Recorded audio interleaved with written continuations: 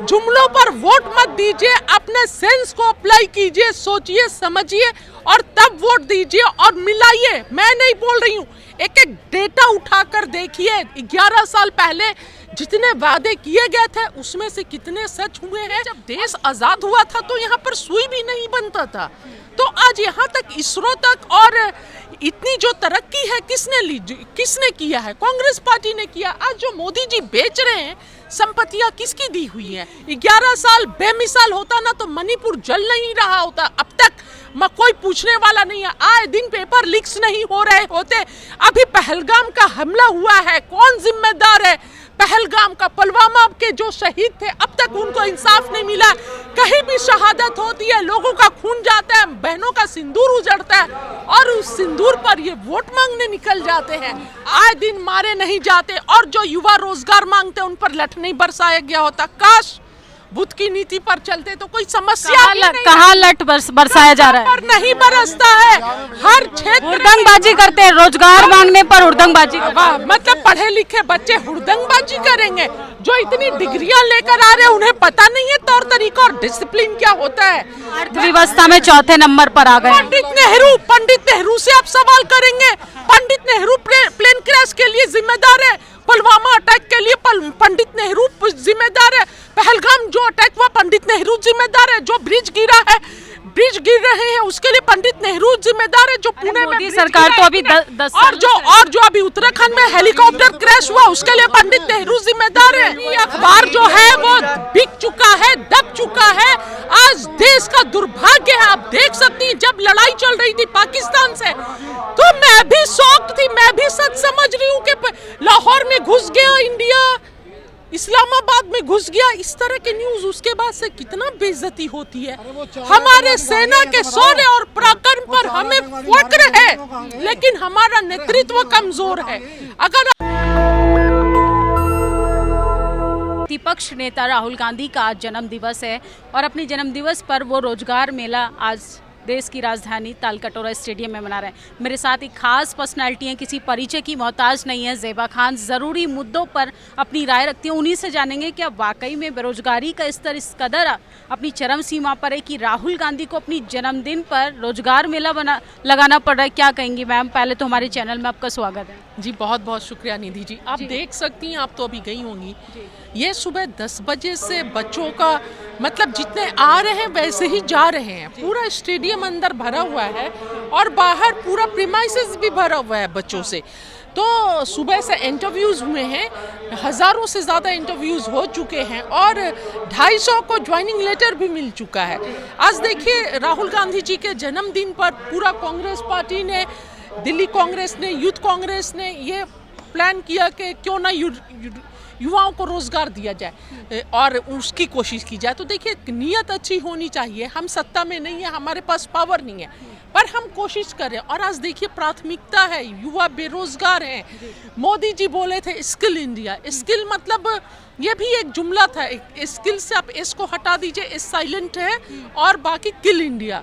हर युवा मतलब 40 सालों में सबसे ज्यादा बेरोजगारी दर है पूरे देश में, है ना। तो इसमें राहुल जी के जन्मदिन पर इससे अच्छा कुछ तोहफा नहीं हो सकता कि हम कोशिश कर रहे हैं। वाकई में आप लोग बेरोजगारी दूर करना चाहते हैं? ये सिर्फ पॉलिटिकल स्टंट है? क्योंकि देश के प्रधानमंत्री का जन्म दिवस तो आपने बेरोजगार दिवस में तब्दील कर ही दिया है। बिल्कुल, क्योंकि बेरोजगार उन्होंने लाया है। 2 करोड़ रोजगार प्रति वर्ष देंगे। कहाँ है 2 करोड़ रोजगार?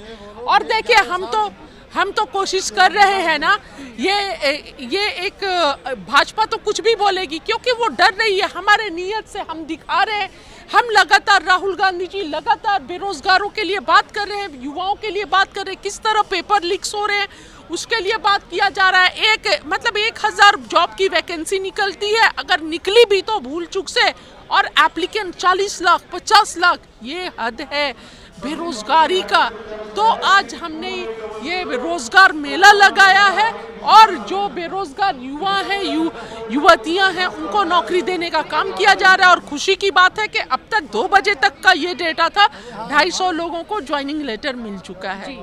क्या ऐसा नहीं लगता आपको कि राहुल गांधी ने वाकई में देर कर दी है? जिन ज़रूरी मुद्दों पर 60 साल पहले बात होनी चाहिए थी वो 55 साल के हो गए हैं। रोजगार पे बात कर रहे हैं, ST SC OBC की भागीदारी पर बात कर रहे हैं।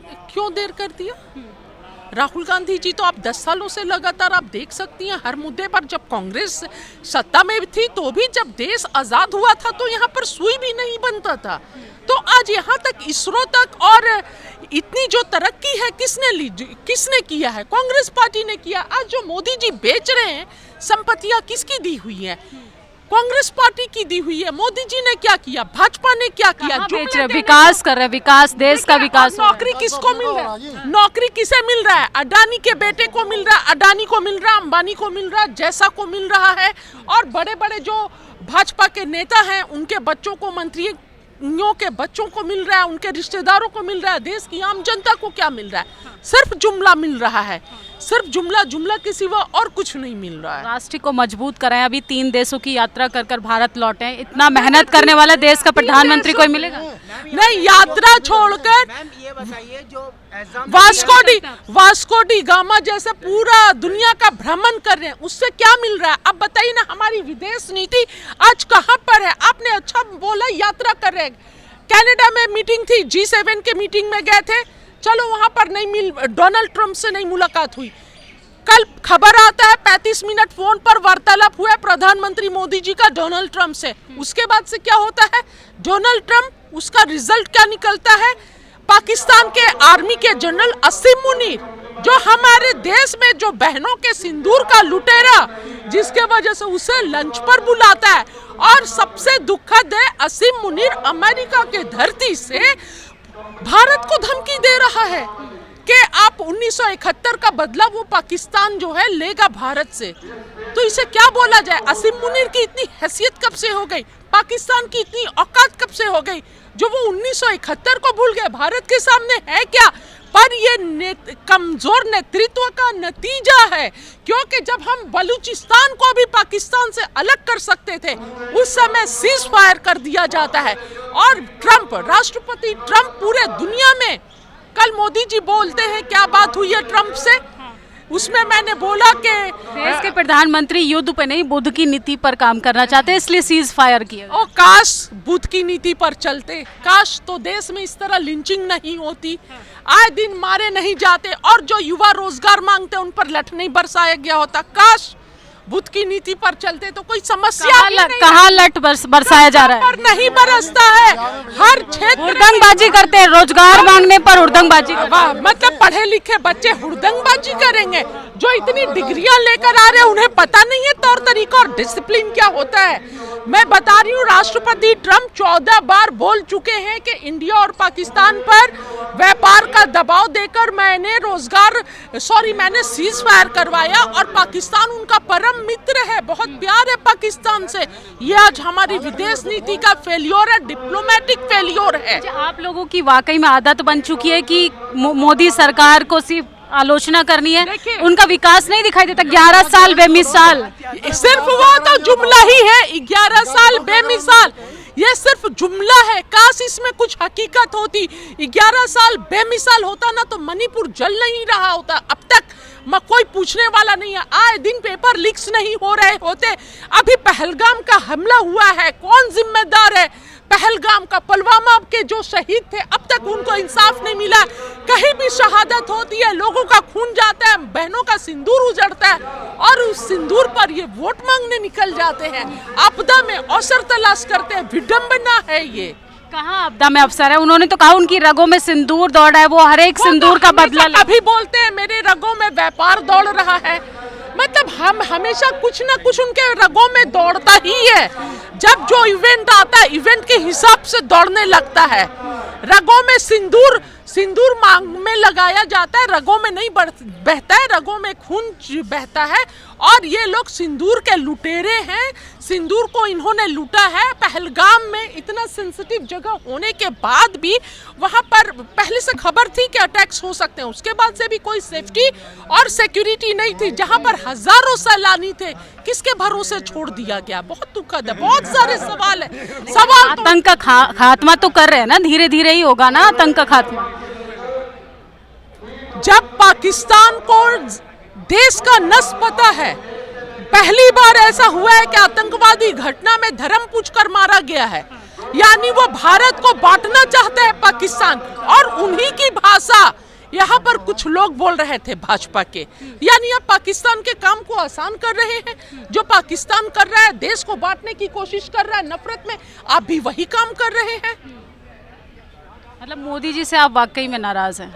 मैं मोदी उनके काम से नाराज हूँ, मोदी जी से नहीं, मोदी जी के काम से नाराज हूँ। वो हमारे भी प्रधानमंत्री हैं और 140 करोड़ देश की जनता का वो नेतृत्व करते हैं। और जब विदेश नीति आज फेल्योर है, आज देखिए चाइना किस तरह हमें घेर रहा है, पाकिस्तान किस तरह घेर रहा है, बांग्लादेश किस तरह घेर रहा है, नेपाल छोटा सा देश वो भी हमें लाल आंखें करके दिखा रहा। और जब हमारी पाकिस्तान से जब अभी ये वार चल रहा था, कोई देश हमारे साथ खुलकर मेहनत देखिए ना, अहमदाबाद में प्लेन क्रैश होता है, देश के प्रधानमंत्री सारा काम छोड़कर जाते हैं। आप सोचिए, 1 मिनट ऑफिशियल फोटो देना था ना, प्रधानमंत्री गए, देश को मैसेज देना था, एक फोटो काफी था, लेकिन हर क्षेत्र से हर एंगल से फोटो लिया गया। ऐसा लग रहा था जैसे मौत नहीं हुई है, लोग मरे नहीं है, तड़प नहीं रहे हैं, सारे कोई इवेंट्स चल रहा, हर एंगल से फोटो लो, फोटोग्राफी चल रहा था, फोटो शूट चल रहा था। बहुत दुखद है, बहुत अफसोसजनक है। और इस जो अहमदाबाद प्लेन क्रैश हुआ, इसकी जिम्मेदारी कौन लेगा? देखिए कितनी बेशर्मी है, भाजपा के मंत्री जो है वो रील डाल रहे हैं, म्यूजिक देखकर रील डाल रहे हैं। और गृह मंत्री अमित शाह बोलते हैं ये हादसा, इसे नहीं रोका जा सकता है। सरकारें किस लिए होती है? यानी आपने जिम्मेदारी से मुंह मोड़ रहे हैं। कौन जिम्मेदार है देश का? कौन जिम्मेदार? अर्थव्यवस्था में चौथे नंबर पर आ गए पंडित नेहरू से आप सवाल करेंगे। पंडित नेहरू प्लेन क्रैश के लिए जिम्मेदार है, पुलवामा अटैक के लिए पंडित नेहरू जिम्मेदार है, पहलगाम जो अटैक हुआ पंडित नेहरू जिम्मेदार है, जो ब्रिज गिर रहे हैं उसके लिए पंडित नेहरू जिम्मेदार है, जो पुणे में सरकार तो अभी 10 और जो अभी उत्तराखंड में हेलीकॉप्टर क्रैश हुआ उसके लिए पंडित नेहरू जिम्मेदार है। हर बात के लिए या तो राहुल गांधी, कांग्रेस पार्टी, पंडित नेहरू, इंदिरा गांधी। एक प्रधानमंत्री वो थी वाकई आयरन लेडी, जो पाकिस्तान के टुकड़े कर दिए 1971 में। अमेरिका मना कर रहा था कि आप अटैक मत कीजिए, लेकिन इंदिरा जी ने किसी की नहीं सुनी और पूर्वी पाकिस्तान को बांग्लादेश बना दिया। एक सवाल लेंगे, आप इतने सारे कमियां गिनवा रहे हैं, इतनी सारी खामियां मोदी सरकार की गिनवा रहे हैं, ये टीवी अखबार क्यों नहीं दिखाता? मुझे तो कहीं भी ऐसी चीजें नहीं दिखाई। टीवी अखबार जो है वो बिक चुका है, दब चुका है। आज देश का दुर्भाग्य है। आप देख सकती हैं, जब लड़ाई चल रही थी पाकिस्तान से, तो मैं भी शॉक्ड थी, मैं भी सच समझ रही हूँ कि लाहौर में घुस गया इंडिया, इस्लामाबाद में घुस गया, इस तरह के न्यूज उसके बाद से कितना बेइज्जती होती है। हमारे सेना के शौर्य और पराक्रम पर हमें फख्र है, लेकिन हमारा नेतृत्व कमजोर है। अगर आज हमारा नेतृत्व मजबूत होता तो पाकिस्तान के दांत खट्टे कर दिए होते और जो बलूचिस्तान से भी पाकिस्तान को हाथ धोना पड़ता। क्या कहेंगी, युवाओं को क्या मैसेज देना चाहेंगी? बिहार का चुनाव सर पर है, देश के प्रधानमंत्री भी वहाँ दौरा कर रहे हैं। मैं देश के युवाओं से ये बोलना चाहूंगी कि भारत जो है युवाओं का देश है, लेकिन वोट डालने से पहले जुमलों पर वोट मत दीजिए, अपने सेंस को अप्लाई कीजिए, सोचिए समझिए और तब वोट दीजिए और मिलाइए। मैं नहीं बोल रही हूँ, एक डेटा उठाकर देखिए, 11 साल पहले जितने वादे किए गए थे उसमें से कितने सच हुए हैं और कितने जुमले हैं। हकीकत को देखकर वोट दीजिए साथियों।